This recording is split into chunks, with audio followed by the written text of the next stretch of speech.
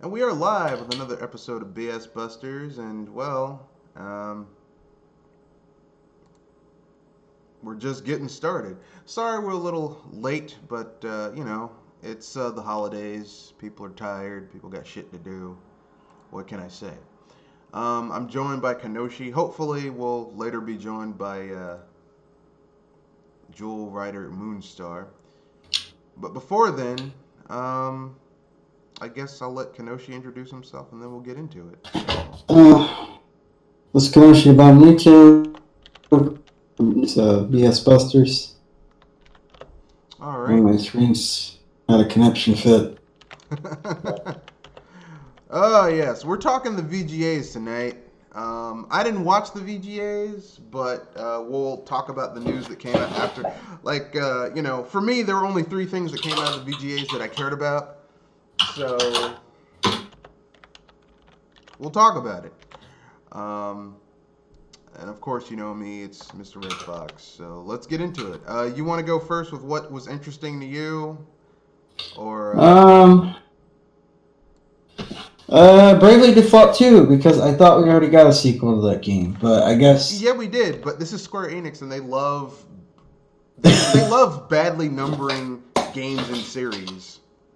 Yeah, it's really weird because I was like, oh, so are they porting Bravely Default 2 to the Switch? And if they were, No.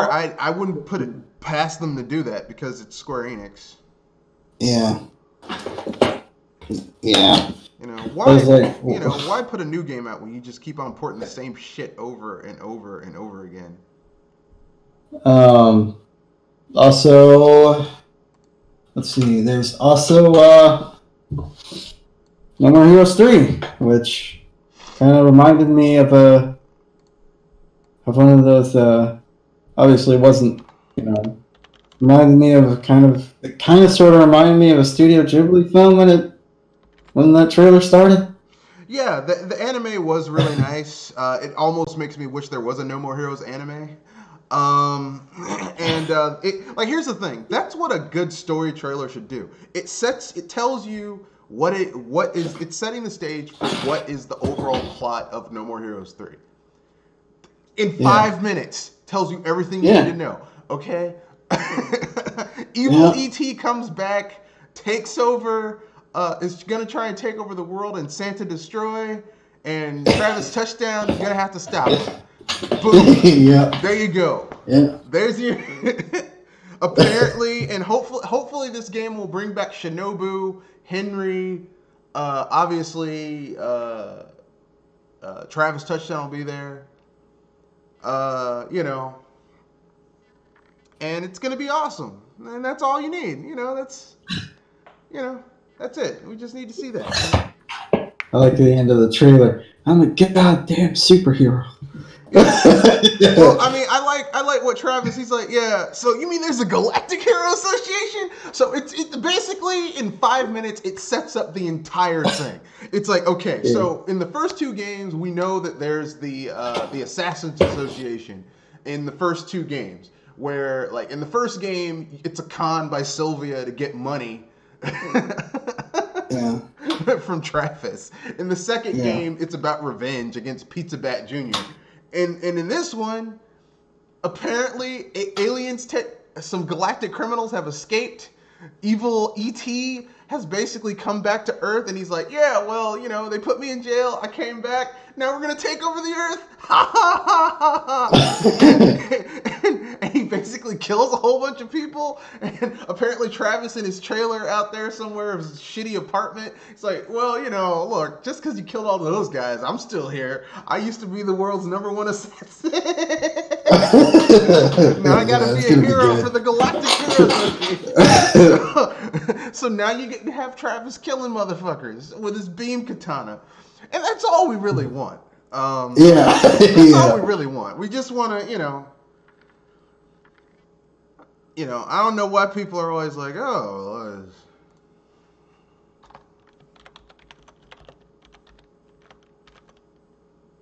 that's the only really exciting thing.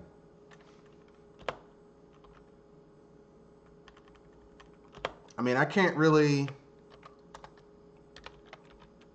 you know, I mean, Bravely Default 2, which... Let's see, what else is there?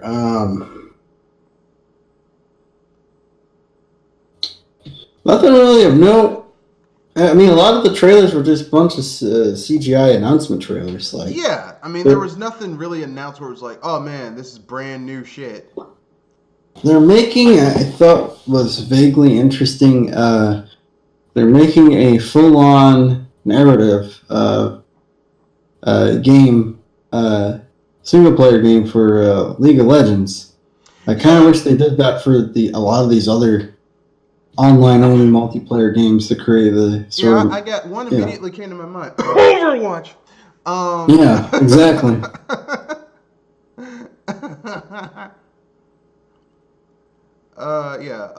So basically what we have is here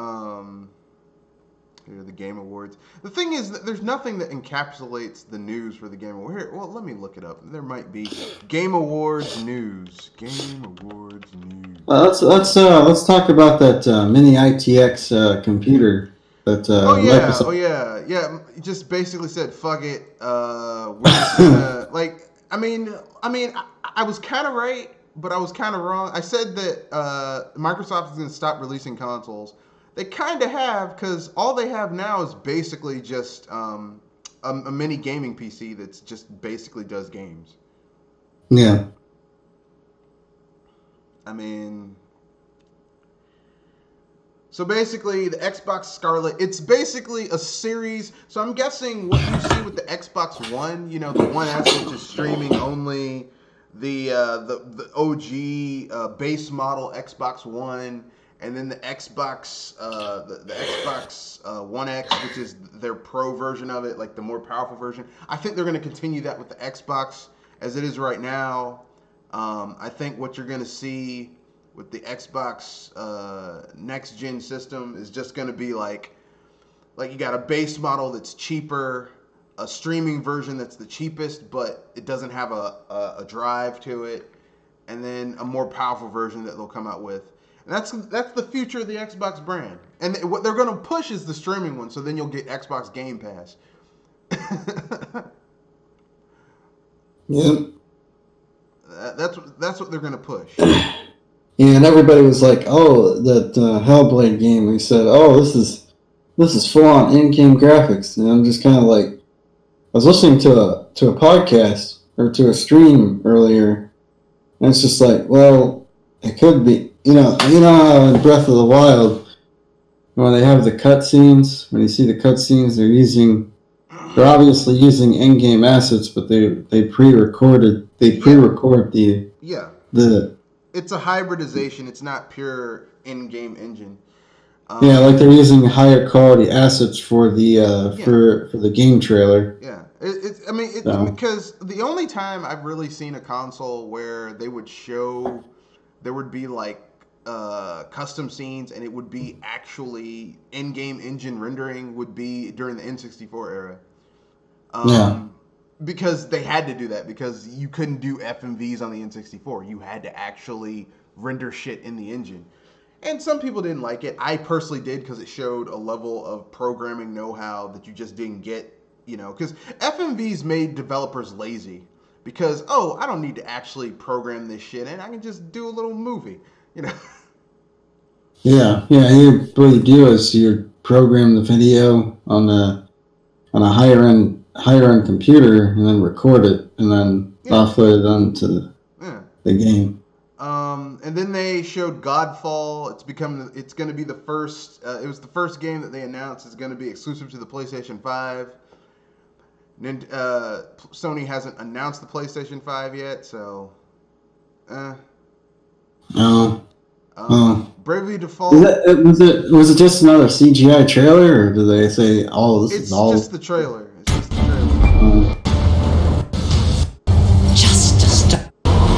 Game like a Monster Hunter crossed with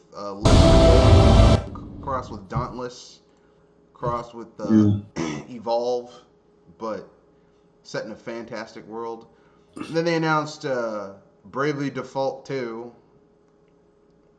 Eh. That's it. Which didn't make a lot of sense to me because I was like, wait a second, didn't we already have this? Didn't we do Bravely Default Bravely 2? Default the second. Yeah, Bravely Default Yeah. 2 is a complete sequel, which I guess.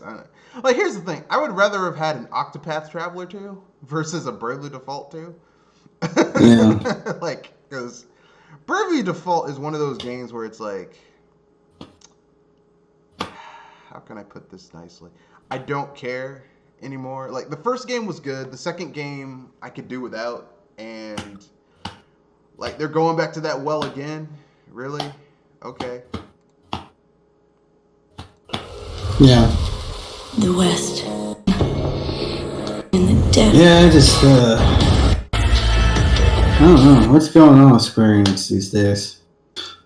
Well, I mean, most of their talent is gone, and the shit that's left over is trash. So, I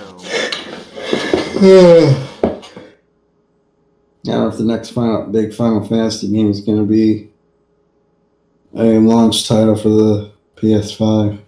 I don't really care. It's going to be a launch title for the PS5, and it's also going to have to come out for the PS4. They're going to riot and murder somebody. And then they announced something that was interesting to me. They're bringing back Dark Alliance, but it's not the way it used to be, where you could create your own character. You got to play as like characters that are really commensurate with that setting. And there's 4 different characters, and it's a co-op action RPG. So I guess that's cool.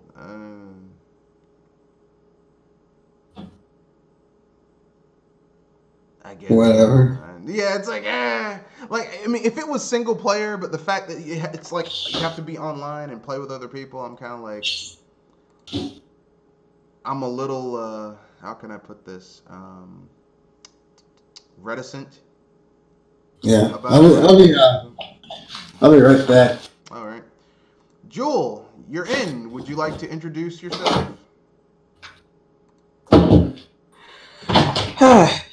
Sorry I'm late. I hate it when nature calls right when you're about to head into the stage. Yeah, sometimes that happens.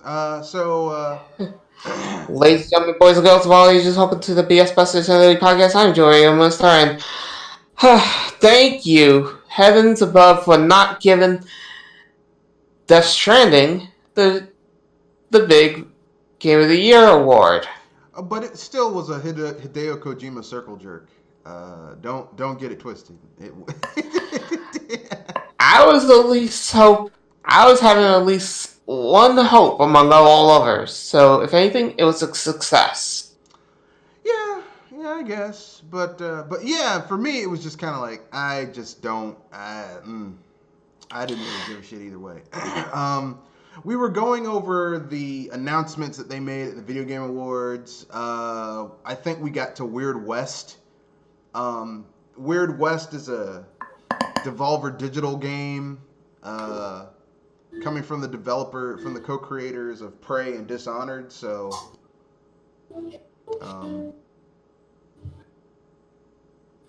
there you go. Yeah, that is a kind of weird one. Yeah. Well, it's set in like a fictionalized, fantastical Wild West with weird stuff going on. So, I mean, that looks cool. It looks cool. It's got an isometric view. It's kind of like an RPG, kind of, but also some other stuff going on. There's the League of Legends spinoff that's a turn-based RPG. It's a strategy turn-based RPG. So,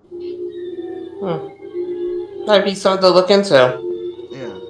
And then we got to Dark Alliance, which is a spiritual successor to Baldur's Gate Dark Alliance. There was like 3 or 4 games in that series, and I played like 4 of them. I mean, 3 of them.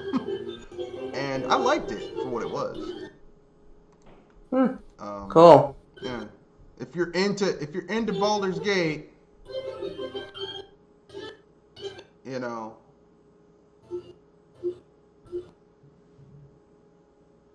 Yeah, and this is from somebody that actually has that game.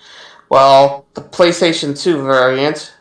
Yeah, there was like 2 versions, because there was 2 games on the 6th gen. I think they were on the PS2 and the GameCube, and one dovetailed into the other. They were interconnected, because the end of the first game, dovetails into You've Been Played, and you actually, which is where the second one kind of picks up from that. And the cool thing about the game is that, at least the first game, if I remember correctly, was that you could, if you entered in a code, you could play as Drizzt Drowden, R.A. Salvatore's Dark Elf Ranger from his books. So, there you go. Yeah, if you like, they're bringing it back. Drizzt Drowden is a playable character. There's some other characters too from that setting that are also going to be in it. So there you go.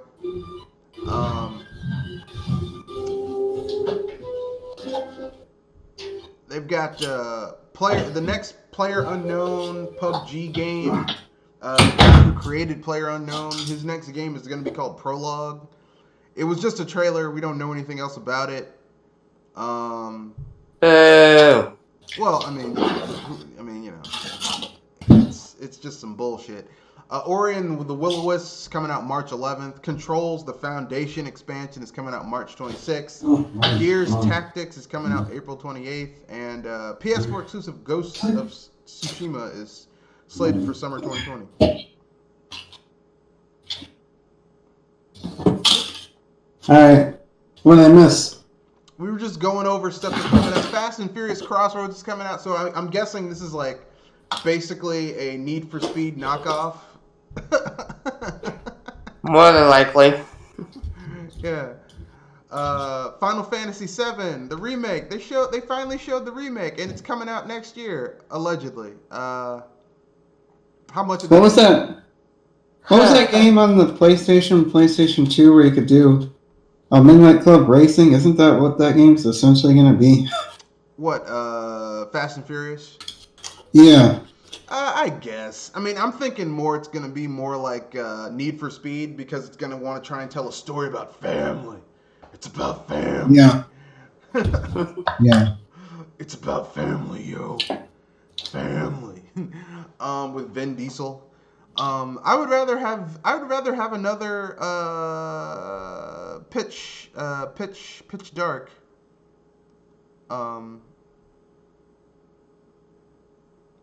Game rather than AKA a Riddick, Chronicles of Riddick game than Fast and Furious. But that's just me. We have Final Fantasy VII Remake. They showed just a trailer that's supposed to tell you more about Cloud Strife's personality. I don't know why they bothered, because Cloud Strife doesn't have a personality. He has no personality. So what, Good point. apparently people are mad that this game wasn't going to be exclusive forever. And I was like, they said this from it was said at the very beginning. It wasn't going to be I don't know why they think, exclusive. because, I mean, Final Fantasy VII wasn't a PlayStation exclusive. It was on PC as well. Yeah. So, I mean, as a matter of fact, it was on everything but a Nintendo console, which is why that motherfucker doesn't deserve to be in Smash Brothers, but that's neither here nor there. Humankind, Your Story, gameplay. So basically, Humankind is basically, this company is making what is essentially kind of like a Civilization game, but... I was going to make the joke that's like Spore, but where you watch over more than one creature. I don't know, Spore was a really interesting concept, just not very well implemented with all that fucking DRM. Because you can't even play that game anymore. You can't play certain aspects of that game because the servers were removed. Thanks a lot, EA, fuckers. They announced the Marvel Ultimate Alliance 3 Rise of the Phoenix expansion, DLC expansion content number 2, where they're kind of bringing in the Phoenix Force. Whatever.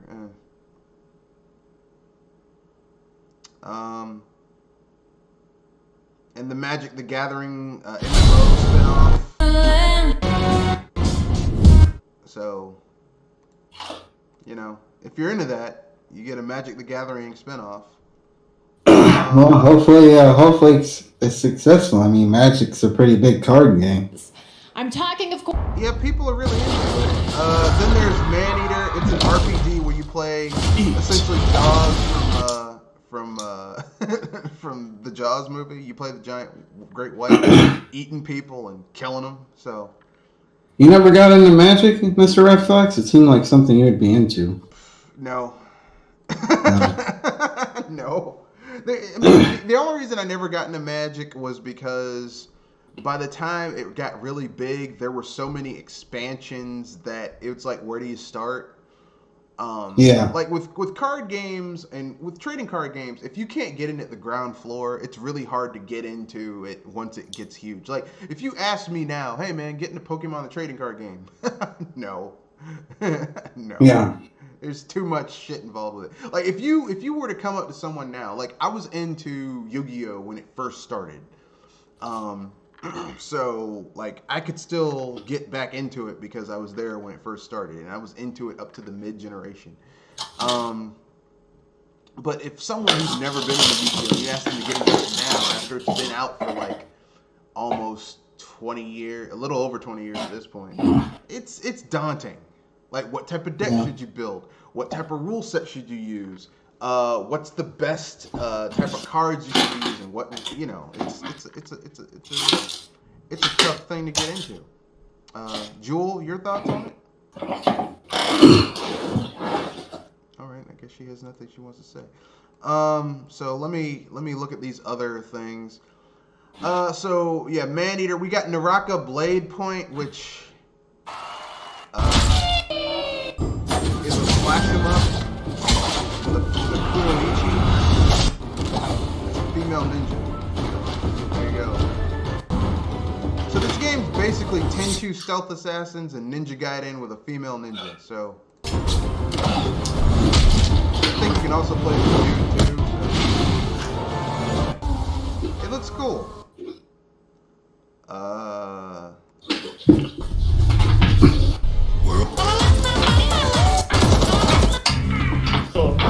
They've shown off some weird games. Yeah. I mean, we already talked about No More Heroes 3. Apex Legends, Surgeon Simulator. Oh, they announced Wolf Among Us 2. So...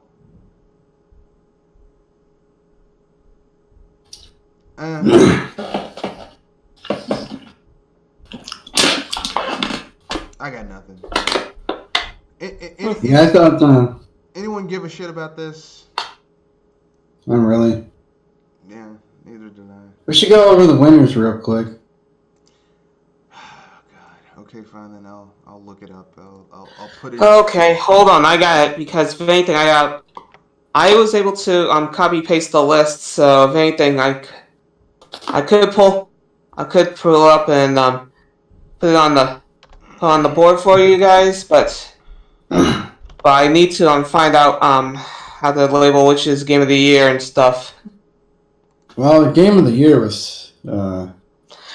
Yeah. Wilds, I think. Sekiro. Okay. Sekiro. Shadows Die Twice. Okay, so yeah, I'm on it now. I'm on CNET.com. So the game of the year, like basically the game of the year category games were Control, Death Stranding, Resident Evil 2, Sekiro: Shadows Die Twice, Super Smash Bros. Ultimate, and The Outer Worlds, and Sekiro: Shadows Die Twice 1. Personally, I wouldn't have gone with that. I would have gone with either RE2, The Outer Worlds, or Smash Bros. Ultimate, but that's just me. Yeah. Sekiro's not bad, but Game of the Year? Yeah, it's kind of weird because this seems like another one of those games, except that Sekiro is a lot more manageable than most Dark Souls games. Yeah, Sekiro's a good game. I just don't think it's Game of the Year. Yeah, Game of the Year means that, like, if you only could have one game that year, that would be the one game you would get. And I don't think Sekiro is that type of game. Like, I don't think that it's that kind of game for most people. Yeah, that's what I'm saying. Like Game of the Year implies that if you only, like, okay, like, I know back in the day, people considered, at the time, Ocarina of Time was considered a Game of the Year. And for some kids who had an N64, that's the only game they got. for that year, Yeah, and 'cause they were okay with it, you know. Yeah, that's a good point about Game of the Year. That's something to think about. Is if you can only have one game that you could play this year, because a lot else, growing up, those who are listening to the cast, we only got a couple games a year. Yeah. We didn't buy it. We didn't have the money to buy a game every Well, other your month. parents bought it for you, and they were expensive, especially the cartridges. So you got that one game. Maybe you got another game on your birthday, but like if you were lucky, you got a game for Christmas, a game on your birthday. But typically you just got that one game for Christmas, and that was it. And you just played, like, even if it was a shitty game, you played it because that's all you had. That's Yeah. all. You were like a Richard Gere in Officer and a Gentleman. It's like, why don't you just sign your thing and we'll just we'll have a beer afterwards. You can leave the program and not become a Air Force pilot. I mean, a Navy pilot. It's like, I think this. He's like, why don't I just do it? Why should you stay here? I got no place else to go. That's how we were. We had nothing else to play. That's all we had. That's why even shitty games I've played, like Lesser the Unlikely. I got that for Christmas. It's a shitty game, but I wasn't gonna trade in the game, so I played it and I got good at it, even though it's not that good of a game. So just for me, I don't think like Game of the Year should be if you only like Resident Evil 2, the remake. I can understand someone saying that's a Game of the Year for them, especially if you grew up playing the original. Super Smash Bros. Ultimate, that game has a huge amount of content. The Outer Worlds, there's so many different choices you can make that make that game a different playthrough. But Sekiro Shadows Die Twice.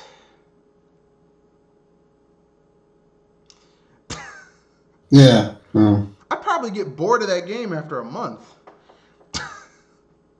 Yeah. But yeah, Sekiro Shadows Die Twice won Game of the Year. Yeah.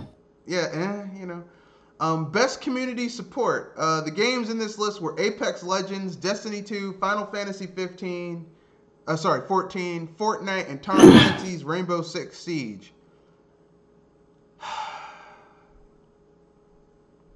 What was this category? Best community support. And the winner was Destiny 2. I can understand that. As much shit as that game gets, they still support it. They still update it. They're still doing stuff. So much so that Bungie got themselves out from under Activision and went private. So I guess they're an indie studio now with a huge IP. That's the way you really want to go. They made Activision pay for them to make their new IP, and then they got the fuck out of Dodge. Say whatever you want to about Bungie. They're pretty smart on that regard. Yeah, I'll give it to them. Hopefully they can rebuild some of the bridges they burnt down during the development of that game. But I would say the first Destiny 2 is a lot better than the first one, allegedly. Yeah. I've not. Yeah. I played the first one. I was like, it's okay. But I can understand from what I've heard of people who like Destiny 2 is a lot better. Best score / music, we have Cadence of Hyrule, Death Stranding, Devil May Cry 5, Kingdom Hearts 3, and Sayonara Wild Hearts. Why the fuck would Death Stranding get this? That game doesn't even have music. Yeah, isn't it just ambience? Yeah, it's mostly ambience. It's like Breath of the Wild. Breath of the Wild doesn't really have music in the conventional Legend of Zelda sense. But it's here. Yeah. Death Stranding, the best score / music of the year is Death Stranding. I don't believe it. I'm sorry. I just, yeah. That was a ringer right there. Yeah, that doesn't make any sense. Best narrative, the games were A Plague Tale, Innocence, Control, Death Stranding, Disco Elysium, and Outer Worlds, and Disco Elysium 1. I can understand that. It's an RPG that has multiple choices. Basically, the people who made that game had to basically write a fucking novel in order for all the dialogue choices you can make in that game. So in order to move the story forward. So just on that alone, I can understand them, winning. Yeah. Isn't it? Didn't you play like as a private detective or something like that? You play play a detective who wakes up after a night of drinking in this 70s cyberpunkish world. That's why it's called Disco Yeah. Elysium. And Yeah. like there's combat in the game, but your stats are like your stats are evinced by 4 major stats, and each stat basically is a different personality that your character has. So like that's how it plays. I haven't really I've seen the demo for it. Not the demo. I've seen gameplay footage of it, but I haven't played it personally. But I want to get that game. So because it's a RPG. It's like a classical computer RPG with a really interesting premise. The best fighting game list: Dead or Alive 6, Jump Force, Mortal Kombat 11, Samurai Showdown, and Super Smash Bros. Ultimate. Obviously, the winner was going to be Super Smash Bros. Ultimate, even though it came out last year. Yeah, this is the thing about the Game Awards. Essentially, it's just a big giant commercials, so everybody can do their last minute Christmas shopping. That's probably why it happens in December rather than like the movie stuff that happens around late January or early February. Yeah, and plus it's a huge circle jerk for the industry, like E3. But instead of 4 or 5 days, it's one night. Yeah, it's Super Smash Bros. Ultimate, which I'm like, I like Super Smash Bros. Ultimate. Is it the best fighting game of the year? I mean, I would go Samurai Showdown over that, but that's just me. Jump Force shouldn't even be on this fucking list. I'm sorry. Yeah, I would like to play Samurai Showdown, but right now, yeah, it's have to wait a little bit longer. That game does look pretty good, though. Well, I mean, it's SNK, so, you know, they typically don't fuck up that badly. Typically.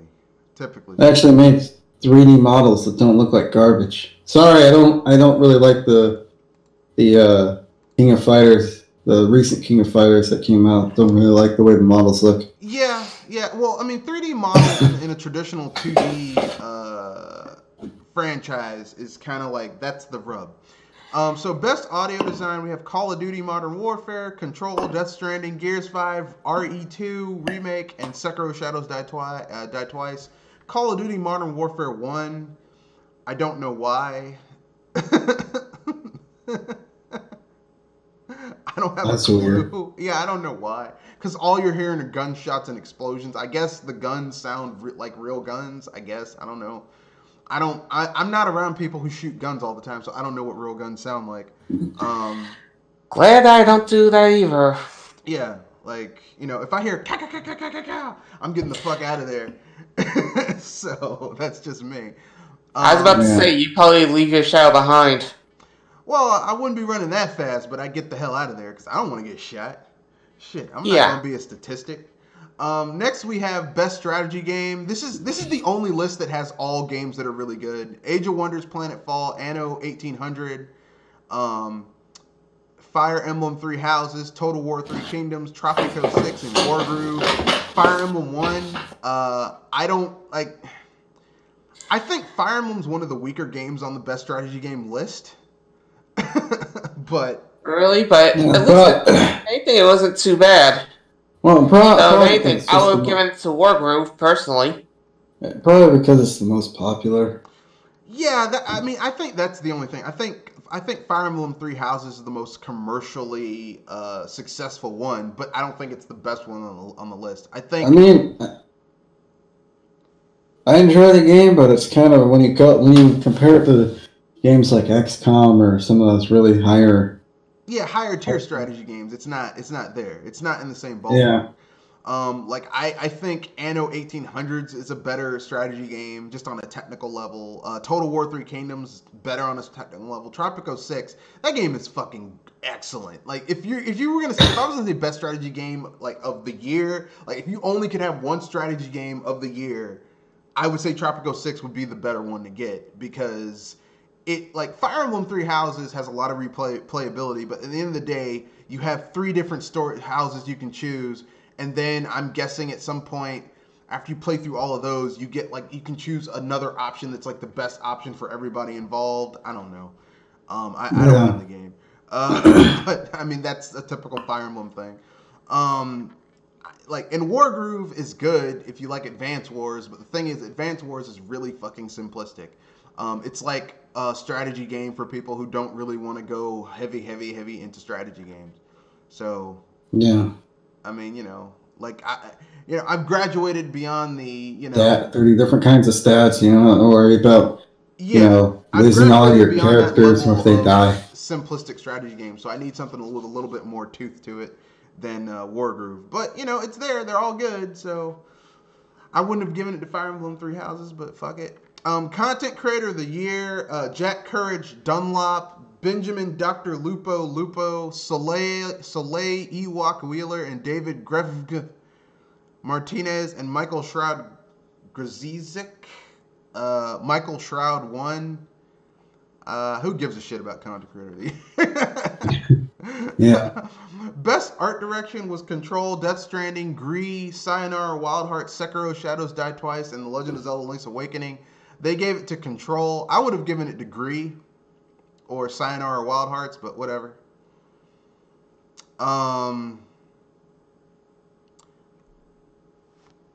Controls, that game looks interesting. That's the game I have my eye on. I just don't Yeah. feel like paying full price for it. So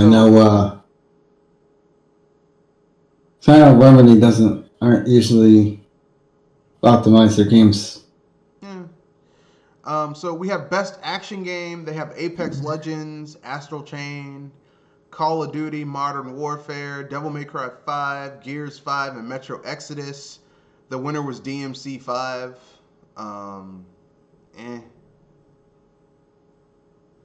It's not a right game. Yeah, I would have gone with either Apex Legends or Astral Chain, but that's just me. Yeah. And not for Astral Chain because it was exclusive. It's because that is legitimately a good action game, but whatever. I mean, you can't go wrong with I still Platinum. need to pick that up. They Platinum always kind of does a good job with the action, to the detriment of other gameplay mechanics, which is why their games. I would never say the Platinum game would be a game of the year for me. Babylon Falls looks pretty interesting. Yeah. Platinum. So next we have Games for Impact, which is Concrete Genie, Gree, Kind Words, Life is Strange 2, and Sea of Solitude. And the winner was Gree. So What's Gree about? I don't know. It's got a really good art style, and that's what I remember about it. Oh. Here, you can Google it. It'll show you what it looks like. Gree. Yeah, it's got a really interesting art style, and that's what I know about it. Like it's kind of like it looks kind of like a 2D version of what was that game on the PlayStation where it's like you're in the desert and your character is just this girl with a red dress on. Forgot the name. Oh, you're thinking of Journey. Yeah, it's like a 2D version of Journey. That's what it looks like. It's like a 2D version of Journey. So I thought personally that game would get art direction because it's a gorgeous looking game. But How do you spell it? Gris, Gree. Oh, Gris. Yeah. Oh yeah, I've seen this game. I see this game advertised like on every other gaming site. Yeah. So I mean, I don't, whatever. That's Like that was the biggest games for Impact, but I'm like, that should have won best art style, but whatever, art direction. Best family game is piled full with Nintendo games: Luigi's Mansion 3, Ring Fit Adventure, Super Mario Maker 2, Easy roll. Super Smash Brothers Ultimate, Yoshi's Crafted World. It doesn't matter which game won this; it was going to be a Nintendo. Nintendo game. got the All win they there, at fucking least. have for family games and Nintendo games, and it's Luigi's Mansion 3, which I don't have, by the way. I would say that it's a bit overrated for saying it's the best family game, but if anything, it's probably pretty good that Luigi Mansion 3 did win it though. I would give it to somebody else. Like, I would say yeah, Yoshi's Crafted World would be a better family game, or Smash Brothers Ultimate. But Smash Brothers Ultimate already won a category, so they were like, we can't have, you know. Yeah, but if anything, it won the category that I thought was the most funny, which would be Best Fighter Game. No, family game. Oh, Smash Smash. Brothers Ultimate. Yeah, it did win Fighter, even though it came out last year, which doesn't make any sense, but whatever.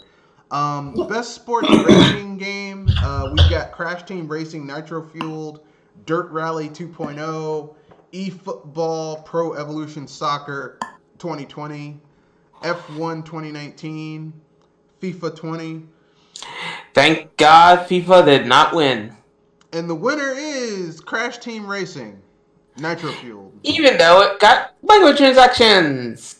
Yeah, it's an arcade. It's an arcade racer starring a widely popular mascot from the '90s. So Yeah, I just. I mean, I would have gone with either Dirt Rally or F1 2019 because those are like hardcore racing games versus something as bullshit filled as Crash Team Racing, but whatever. It's bullshit filled. Next we have. Sorry, go ahead. I said, remember, this is a popularity contest. Yeah, it is. You're right. Best mobile game: Call of Duty Mobile, Grindstone, Sayonara Wild Hearts, Sky, Children of the Light, What the Golf. It's Call of Duty Mobile. There you go. That's the winner.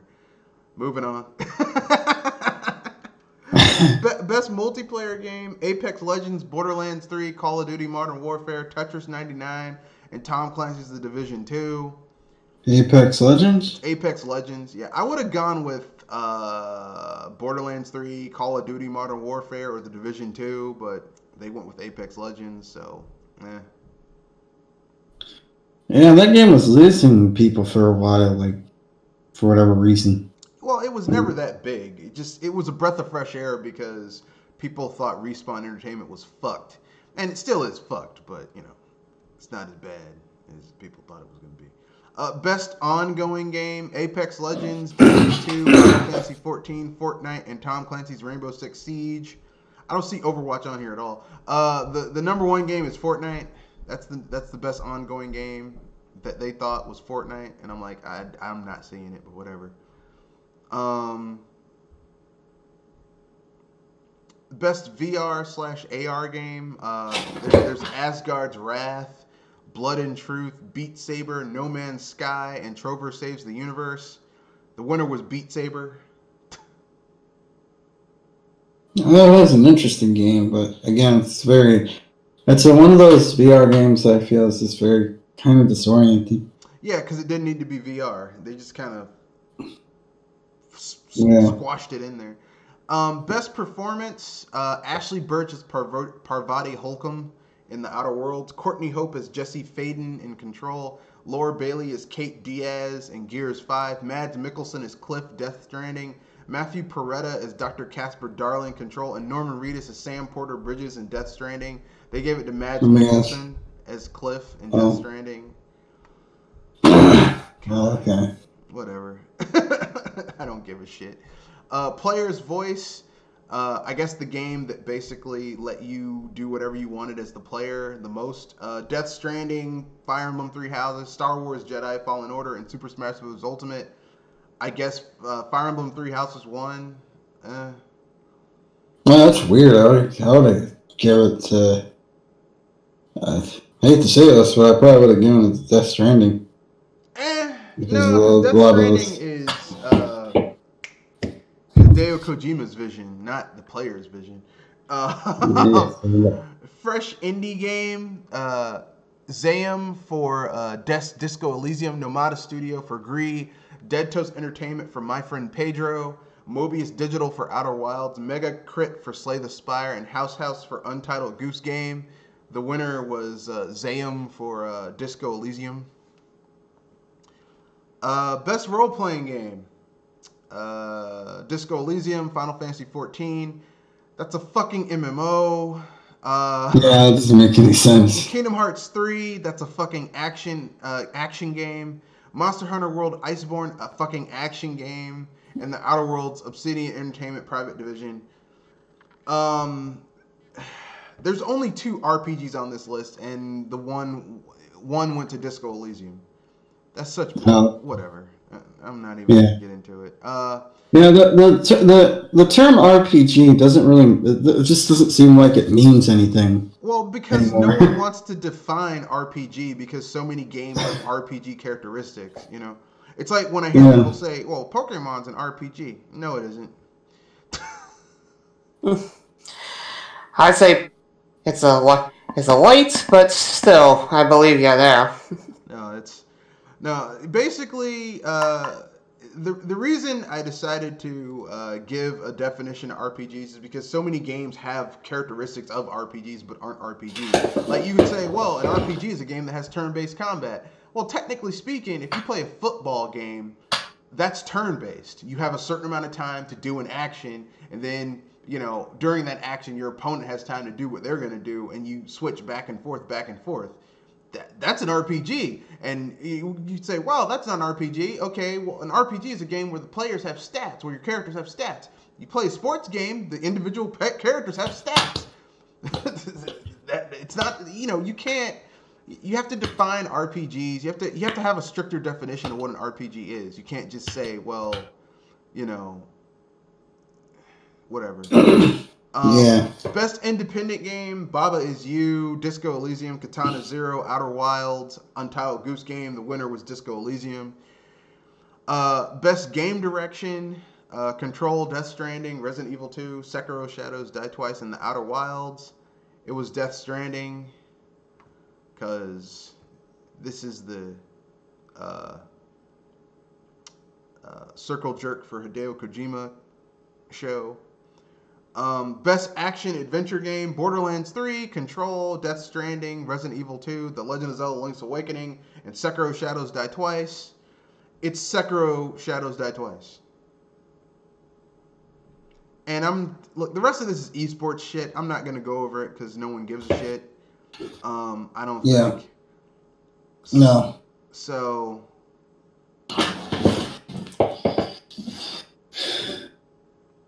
That's it. That's all I gotta say. So yeah, it was another Game Awards. It was very one of those things that just seemed very underproduced. I didn't watch it this year, or a lot of it this year, so I'm guessing it was just a lot of the same sort of stuff that they do every year. They kind of, how they rush through certain things or. Yeah, I just didn't. I didn't watch any of it. I just didn't.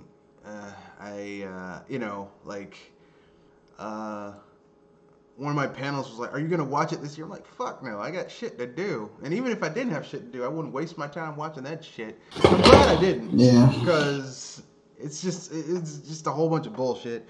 And the announcements, I didn't have to. I could get the information after the fact, which is a lot easier than during the fact. So, there you go. That's the Video Game Awards. What are your overall thoughts about it? Yay, nay? Is it some bullshit? Do you care? Does it need to exist? Did it justify its existence this year? No, I don't think this stuff needs to exist. I mean, like you said, they don't have there's not a particular standard of what makes a particular game, like you were saying, RPG or whatever, or this or that. So it's just kind of like there's a lot of inconsistencies when it comes to these awards. Yeah, I mean the problem with the VGAs, in my opinion, is just there's no strict definition of anything. So you have games and categories where it doesn't make sense. Yeah.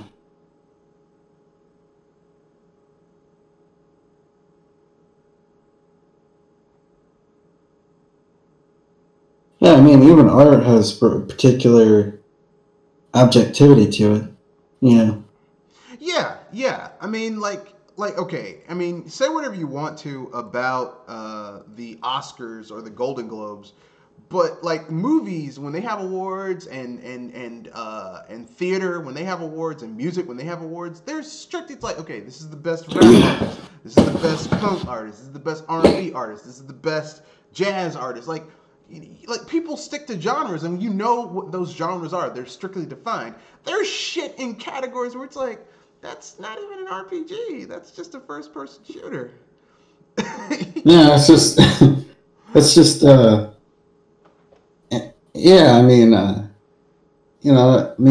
yeah. The certain piece of music or certain work, certain film can meet the parameters, but maybe they didn't meet those in the particular way that you liked, that's where the subjectivity comes into play. Well, sometimes they fuck up. Like last year, Get Out won an Oscar, and they were like, "Oh, it's a comedy." I'm like, there is nothing funny about Get Out. That shit's terrifying.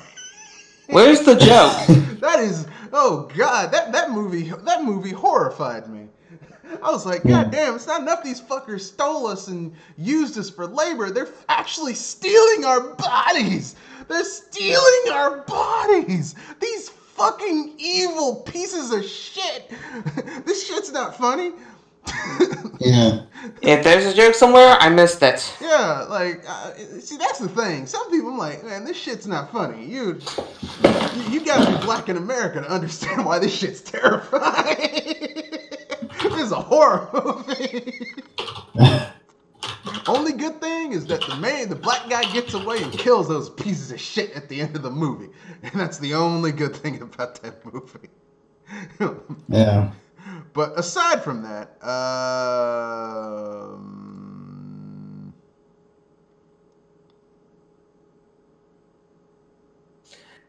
I think his audio cut. no, I was looking for something. For those of you viewing, if you have any comments, questions, you can leave them in the comment section, and we will answer them. Yeah, after all, we do live on commentary, but we also do love trying to claw back to the audience when we can. Yeah, there was only one bit of news that came out from the VGAs that I actually gave a shit about. Really gave a shit about. And aside from No More Heroes 3, and that was the Outer Worlds is getting DLC next year, like story DLC. So that's kind of cool. No, if anything, the game that Super Smash game sounds sweet as fudge. Yeah, I got it on PC through the Epic Game Store for like $20. So it's okay. It's like I've only played about 30 minutes of it. I guess as I play more of it, I'll get it'll open up more as I get more game cards to make the games better. But right now, I'm just kind of like. Going back to Get Out real quick, I just saw a little bit of the trailer. It's like it's even presented as a horror movie. Like how it is a horror movie. It's totally a horror movie. I mean, I don't know if you've seen it. Watch the movie because you really don't get enough of it unless you watch the actual movie. If you get a chance, watch it. I think you can see it on Amazon Prime or Netflix or whatever. Watch it any way you can. But like some people said, well, it's a comedy. I'm like, there is nothing funny about this shit. It's horrifying. Where's the joke? Wow, I don't know. This is not a joke, man. This shit is horrific. So how do they steal do they like harvest their organs or something? Man, is that what they do? I'm not gonna spoil it for you. Watch it and then get back to me. And then once you watch it, you're gonna be like, shit. That's all I'm gonna say about it. Watch it, and then you'll understand why anyone who said it's a comedy. Now there are some moments of levity to it, but it's like nervous laughter. Like when someone does something, and you crack a joke to break the tension, but it doesn't quite work, but you laugh anyway because you wanna make it seem like you're cool with it, but it's not really, it's that type of thing. Let's see. Yeah, that was the only bit of news that got me. Now we don't know what that story DLC is gonna look like. but it's coming out next year. What game are you guys talking about? The Outer Worlds. The Outer Worlds is getting story DLC. We don't know what it's going to be or look like or going to be about, but I mean, the game is, if you know what you're doing on the hardest difficulty, you can beat the game in like 15 hours. So this game seems like it would be really good for DLC, because there's lots of room for expansion. Here's some extra information. This is cool too. So there you go. That's the only bit of news that came out. The Xbox One series, the Xbox Series X. I mean, I'm sorry. I'm so fucking underwhelmed with this console, with this console announcement. They haven't given a lot of news about the system or anything. We just know it's coming out holiday time next year, so look at it for November, December, January.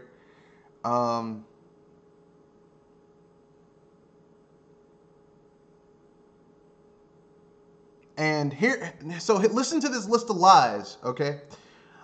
This will manifest as world-class visuals in 4K at 60 frames per second with the possibility of up to 120 frames per second, including support for VRR and 8K capability. Man, no one is fucking... Now, who wants to guarantee that none of this shit is actually going to work? Who's doing this? Is this the Xbox Xbox? Series X, their next console coming out next year. Oh, jeez. I don't know. We've been through this. Every generation has been through the same thing. Oh, it's going to do this, that, and the third. It's gonna just like Google 1080p, Stadia. 60. Yeah, this is gonna be 4K 1080p. I mean, 4K 60 frames per second. Bullshit. Why don't you just focus on making a console that doesn't break? How about you do that, huh? Yeah. Motherfuckers. I'm tired of this bullshit, man. I got a topic that can wash the foul taste of this bullshit out of our mouths. Methinks.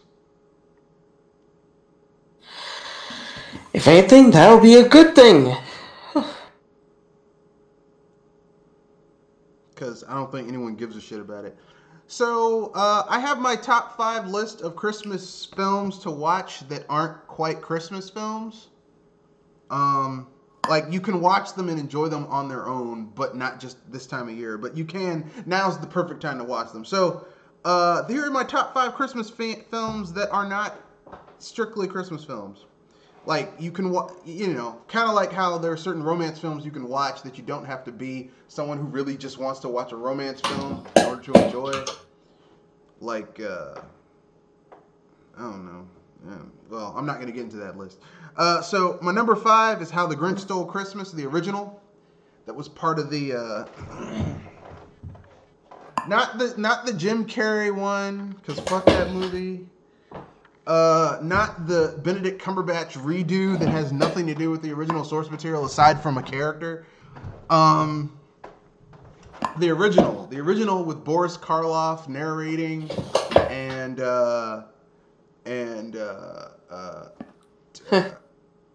The swearing of a certain narrator. Tony Scott. Or I think Randall Scott. Basically, the guy who did the voice for the old Tony the Tiger back in the 60s and the 50s. He actually did the music. You're a bad one, Mr. Grinch. And it's only 7 minutes long. And it basically tells the entire story the way it needs to be told, with a few liberties, without all the bullshit of the Jim Carrey, Ron Howard film and the bullshit Benedict Cumberbatch redo. It gets the message across, no problems, from start to finish in 7 minutes. Excellent. My number 4 is Die Hard, because it takes place during Christmas and has Bruce Willis when he still had hair.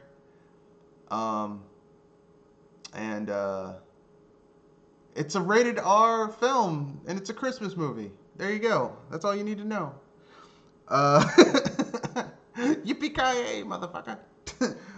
Next, Gremlins.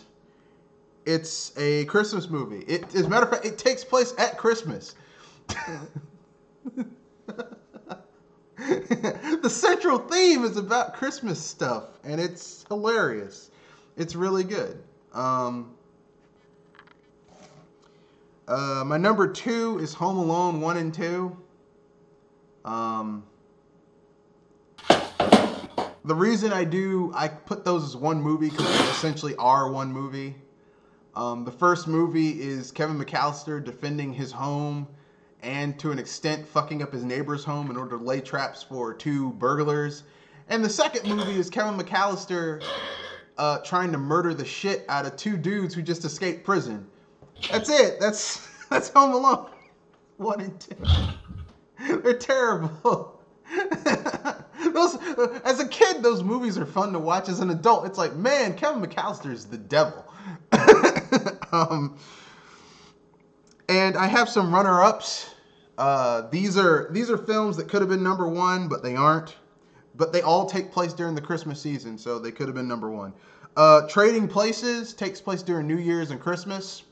It stars Dan Aykroyd and Eddie Murphy as a stock trader and con man who are made to switch places by 2 evil Reagan-era business people for a bet that is of the princely sum of $1. So they destroy one guy's life and then elevate another guy's life to take the place of the guy whose life they destroyed for $1, and it's a good movie. Spies Like Us takes place during New Year's, and basically it's set during the 80s. Stars Dan Aykroyd and Chevy Chase. It's a good film. Ghostbusters 2 takes place during New Year's. Good film. The Nightmare Before Christmas. Coming to America, believe it or not, takes place during New Year's and Christmas. And those awesome stop-motion animated Christmas films, back in the day, The Legend of Frosty and Rudolph the Red-Nosed Reindeer and all that stuff. And those are just really fun to watch. But my number 1 Christmas film that isn't quite a Christmas film is National Lampoon's Christmas Vacation. Because this film came out in 1989, and it's like the 3rd National Lampoon's Vacation film. It's my personal. It's like of all the National Lampoon's Vacation films, it's tied for number 1 with me with the original and with the original film, the first one. And the reason I put this film as number 1 is because basically, it reminds me of my family watching that film. Yeah. Like having relatives come to your house and it's like they're talking shit about your house, but it's like, look, if you don't like the way my house is laid out, you get Mr. Moneybags, you go get a fucking hotel. And your asshole ass neighbors who have an attitude. It's like, look, if you were really that big shit, you wouldn't be living here in this neighborhood, bitch. And you desperately trying to have a great Christmas for your family and all that type of awesome shit. Just a great film. I would advise anyone to watch it. It's really good. It's Chevy Chase at his best. If you want to watch a good... and here's the thing. It's a Christmas movie, but if you just want to watch a good movie, it's good to watch. So, there you go.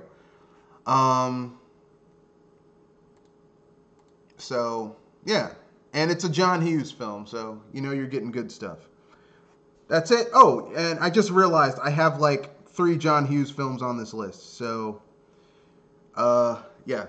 Great Christmas stuff right there. So, yeah, that's my list of Christmas movies that are not Christmas movies. Anyone have any topic they want to bring up before we get to the end and wrap things up? Since, Anything? Anyone have any? Anyone? No, not particularly. Okay, Jewel, you have anything you want to bring up before you wrap things up? Okay,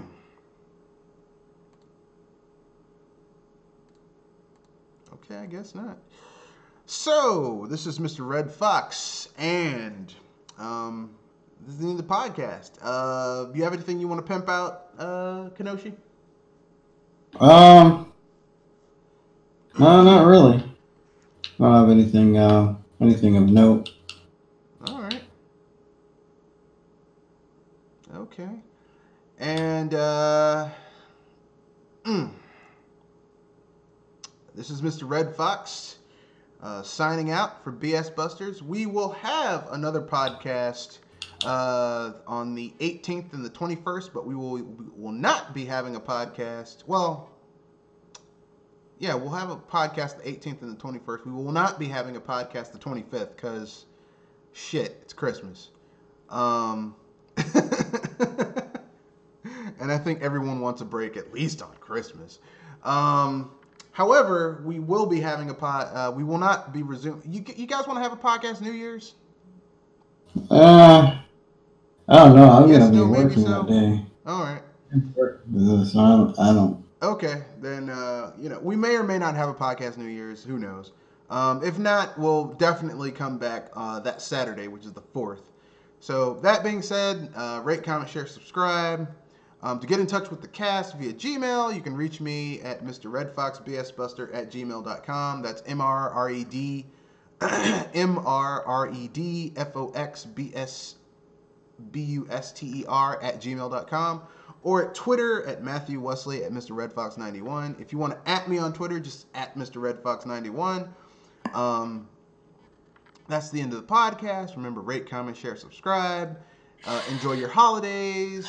Do your Christmas shopping. Get that shit done, because you don't want to be one of those people who got The last gift minuters. the last gift at a minute person, or what's even worse, the person who's at the who you don't want to be the last gift at the minute person, or the person who couldn't get the shit because you waited till the last minute, or one of those people fighting people in line the Christmas Eve for the last thing, getting stabbed, shot, and beaten. No one wants to be that person. So, look, this is the wonderful thing about today. You can order shit on Amazon and get that shit Christmas Eve or the day after Christmas. There you go. So that being said, that's the end of the podcast. Remember, rate, comment, share, subscribe. Peace. Good night. And hype responsibly. Yeah, and fuck the VGAs. Exactly.